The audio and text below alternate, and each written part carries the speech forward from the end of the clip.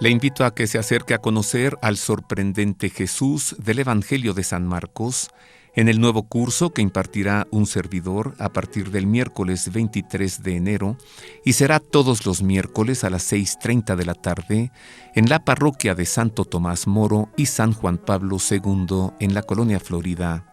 Tendré el gusto de verle allí. El curso dura más de un año y es totalmente gratuito. El Hijo del Carpintero, el relato más humano de Jesús de Nazaret. Todos los miércoles, 6:30 de la tarde, iniciamos el miércoles 23 de enero. Está usted invitado. Felicidad es hacerte la sorda por la mañana. Desayunar una sonrisa. Es tener tu estilo. Esa reacción que hace que tu cuerpo se mueva. Felicidad se escribe con D de delicioso y con S de sabroso. Porque parte de la felicidad es disfrutar los sabores de la vida. Andanza, el aliado que te ayuda en tu tratamiento para el control de peso. Grupo San Pablo presenta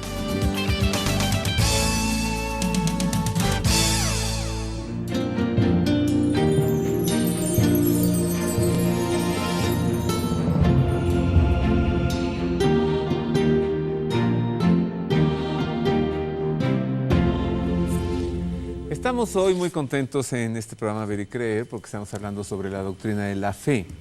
Eso nos ha llevado a hablar primero de la fe natural, la fe sobrenatural.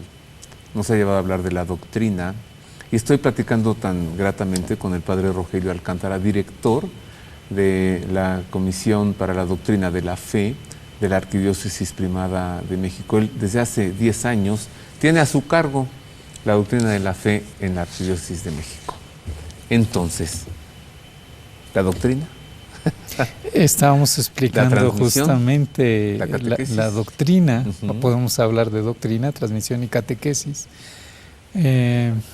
Doctrina pues es la revelación divina con la escritura y la tradición que la Iglesia a lo largo de los años la ha ido plasmando de la manera más precisa posible y la ha ido transmitiendo, quiero subrayar esto, con la mayor precisión posible.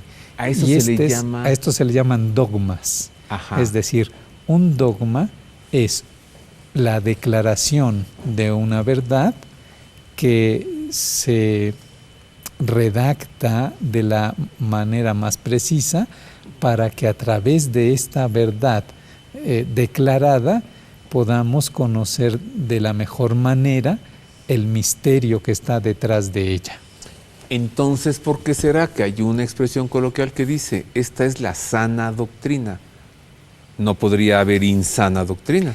Lo que pasa es que históricamente sí puede haber. ¿Ah, sí? Históricamente se ha dado que han sido errores doctrinales en donde tomando un objeto de la fe se hace un razonamiento que no brota de la misma revelación y se llega a distorsionar la doctrina. Entonces por eso se hablaba de que hay insana doctrina y esto llevó a algunos a caer en lo que técnicamente se llama herejías.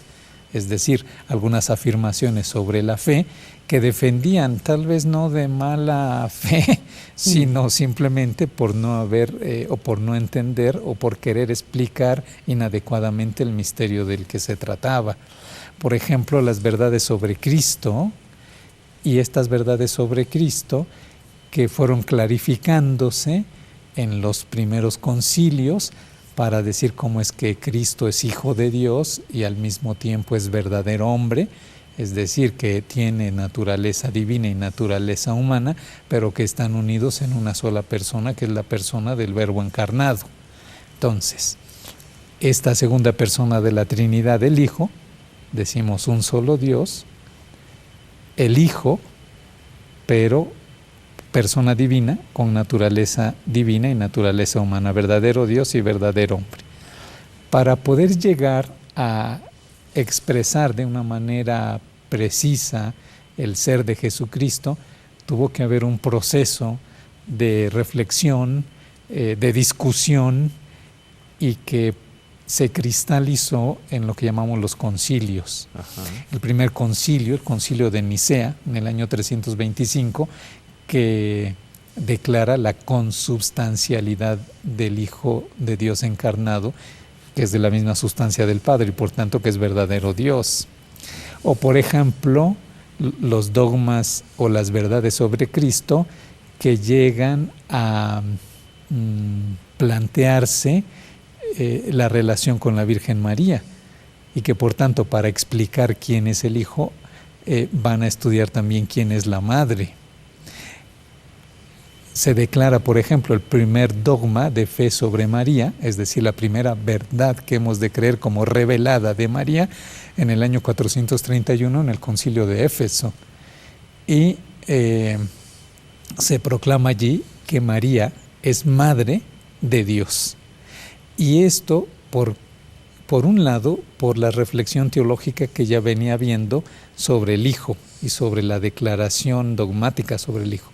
Por otro lado, se ve también lo que se había estudiado, lo que se había celebrado de la fe en la liturgia. Y entonces se ve que se había reconocido a María como Madre de Dios.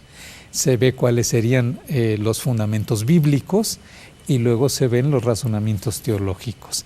Y todo esto, que no está privado de controversias, puede, con la ayuda del Espíritu Santo, desembocar en la proclamación de las verdades de fe que se llaman dogmas, que es una verdad declarada. Y precisamente el que haya controversias nos hace ver que no es sencillo y que no es rápido poder proclamar una verdad o un dogma de fe. Tenemos más información para usted, mire, investigamos en torno a los dogmas de la fe, precisamente para ampliar este tema. La Iglesia, con su enseñanza, su vida, su culto, conserva y transmite a todas las edades lo que es y lo que cree. En virtud de su sentido sobrenatural de la fe, todo el pueblo de Dios no cesa de acoger el don de la revelación divina, de penetrarla más profundamente y de vivirla de modo más pleno. La tradición, la escritura y el magisterio de la Iglesia, según el plan prudente de Dios, están unidos y ligados de modo que ninguno puede subsistir sin los otros.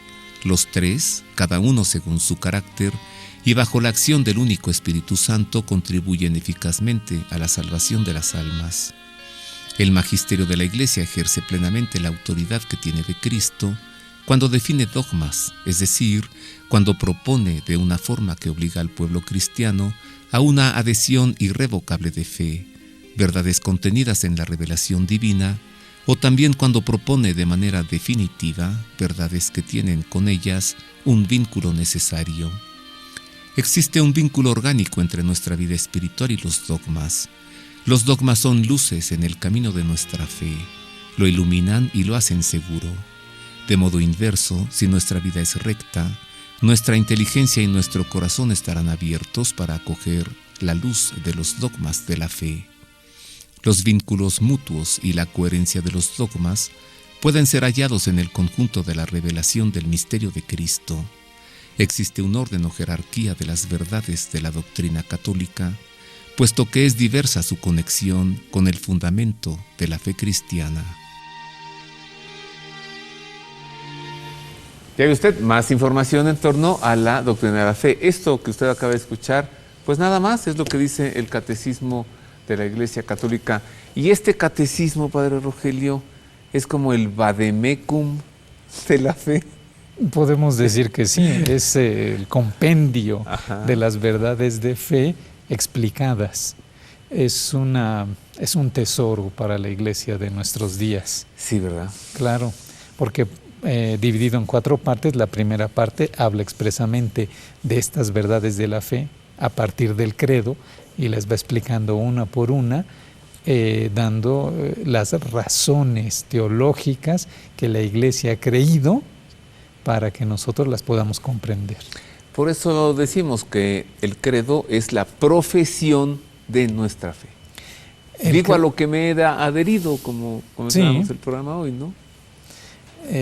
El credo, que es el contenido de la revelación y al que yo le doy mi asentimiento y me adhiero, y luego lo puedo proclamar. Y por eso se llama que es la proclamación de mi fe, porque en esta síntesis doctrinal apretada, es una síntesis doctrinal apretadísima, solo con ella puedo afirmar qué es lo que yo creo.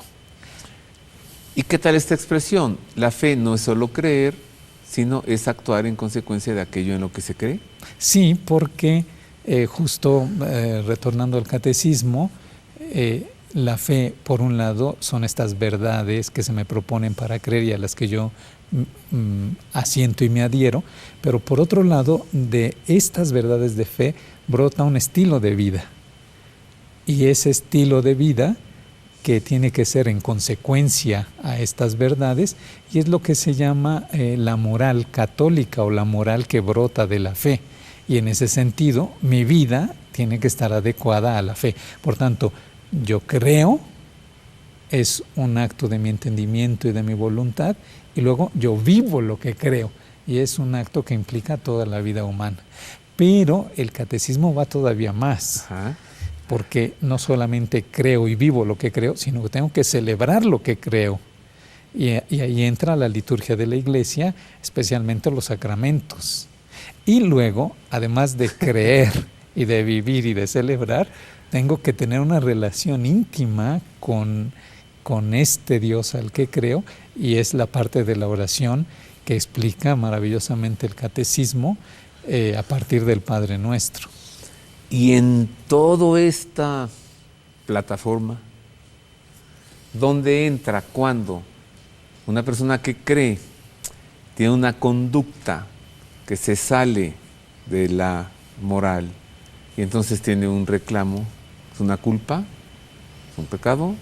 ¿Es una conciencia? ¿Qué es lo que grita en el interior de alguien que no está actuando de acuerdo a aquello en lo que cree? Lo que Dios me ha dicho de Él y de mí y de cómo yo puedo alcanzarlo o llegar a Él, ese de cómo puedo alcanzarlo está manifestado expresamente en los mandamientos. Los mandamientos que es una ley que me ayudan a mí a alcanzar mi fin último, y que cuando no cumplo lo que me pide esta ley, me aparto del camino que me lleva hacia Él, que es mi fin último. Ese apartarme es lo que precisamente se llama pecado. Es decir, cuando yo libre y conscientemente no quiero cumplir con esta ley que se me ha dado para alcanzar mi fin último, que es Dios. Pecado entonces es alejarse. El pecado es un alejamiento. Ajá. O sea, expresamente es romper una ley divina, libre y voluntariamente. Y cuando yo rompo esa ley con mis actos, en lugar de caminar hacia mi fin último, me alejo de él y por tanto me alejo de lo que va a ser mi felicidad eterna. Bueno, salgámonos de la moral, regresemos a la fe. A ver, por un lado, Padre Rogelio, cualquier persona, cualquiera, tiene espiritualidad. El Espíritu Santo le habla, le revela, le da sabiduría infusa, y cualquiera puede salir y predicar, ¿cierto? O sea, no se necesita ser obispo o presbítero o sacerdote para salir a predicar. Pero, ¿dónde está el límite? ¿Dónde está la frontera entre salir a predicar lo que yo quiero porque digo que Dios me inspira, o salir a predicar la sana doctrina? ¿Esta diferencia no la marca acaso el magisterio de la Iglesia? Bueno, primero, como bautizado, Ajá, y como parte de la Iglesia, estoy llamado a ser santo, a vivir santamente, y al mismo tiempo a ser apóstol. Y esto se reafirma con la confirmación. He recibido la vida divina en el bautismo, se me ha ratificado en la confirmación y se me ha pedido ser santo y apóstol. Y como un católico normal, por los sacramentos que he recibido, tengo que compartir lo que creo, y lo puedo compartir pues a través de muchos medios, pero además con todo el fervor y el fuego que me inspire personalmente el Espíritu Santo. Sin embargo, dentro de la Iglesia hay algunos fieles que por la ordenación sacerdotal y episcopal, porque la ordenación episcopal es una ordenación sacerdotal, pero de primer grado. La ordenación sacerdotal presbiteral es una ordenación de segundo grado, es decir, se goza del sacramento del sacerdocio en grado diferente. El obispo tiene una misión especial. Los obispos, por la recepción de este sacramento, velan por la universalidad de la Iglesia. Ajá. Y por tanto se han hecho como sucesores de los apóstoles, miembros de un cuerpo, quienes con su cabeza se llama magisterio. Entonces, el magisterio de la Iglesia, es decir, a quienes les compete enseñar, originalmente fue a los apóstoles con Pedro a la cabeza, pero durante el tiempo es a sus sucesores con el Papa a la cabeza. Entonces, este es el magisterio, el conjunto de los obispos en comunión con su cabeza, que es el sucesor de Pedro. ¿Dónde entra el laico? Que somos la mayoría. Voy a hacer una pausa breve. ¿Dónde entramos en esto? Los laicos, porque ahí tenemos, por ejemplo, en la historia a personas como Santa Catalina de Siena, que ni sacerdote, ni presbítero, ni obispo, pero el Papa la consulta y la manda a predicar y a resolver asuntos. Por ejemplo, vuelvo con esto y con más.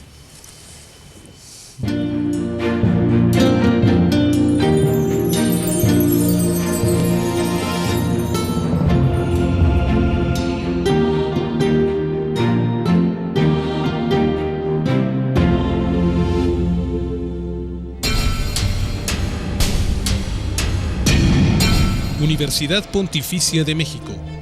Fundada en 1553, es la Universidad del Papa y de los Obispos de México. Licenciaturas en Teología, Filosofía, Derecho Canónico, Derecho Civil y Ciencias Religiosas. Diplomados en Espiritualidad y Mística, Teología, Filosofía, Latín, Hebreo, Griego, Antiguo y Nuevo Testamento, Liturgia y Religiones del Mundo.